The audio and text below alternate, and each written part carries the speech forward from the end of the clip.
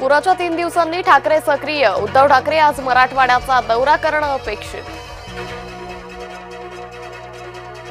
सुप्रिया सुळेंना राज ठाकरेंचं समर्थन, राज यांनी पत्रक काढत केली राज्यात ओला दुष्काळ जाहीर करण्याची मागणी.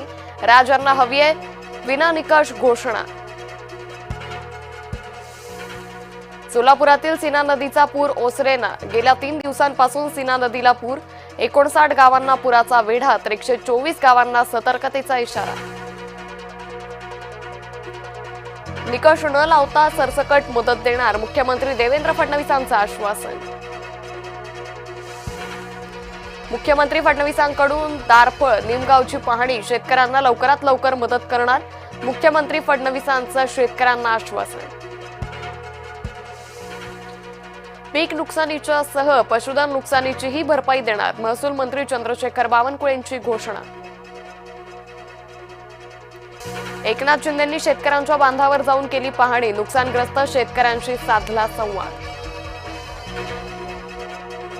अजित पवारांनाही आला शेतकऱ्यांच्या नाराजीचा अनुभव, सोलापूरचा दौरा आटपून उपमुख्यमंत्री पवार मराठवाड्यात. मंत्री पंकजा मुंडे पोहोचल्या जालन्यात, बैलगाडीतून केली दुष्काळग्रस्त भागाची पाहणी.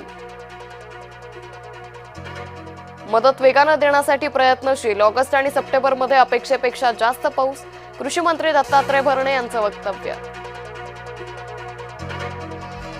नंदुरबारमधील आदिवासींच्या मूकमोर्चाला हिंसक वळण, पोलिसांकडून आंदोलकांवर अश्रुधुराचा वापर, मोर्चेकऱ्यांची पोलिसांवर दगडफेक. राष्ट्रवादीचे नेते विनोद देशमुखला अटक, दरोडा धमकी प्रकरणी 3 वर्षांनंतर अटक. विनोद देशमुख हे उपमुख्यमंत्री अजित पवारांचे निकटवर्तीय.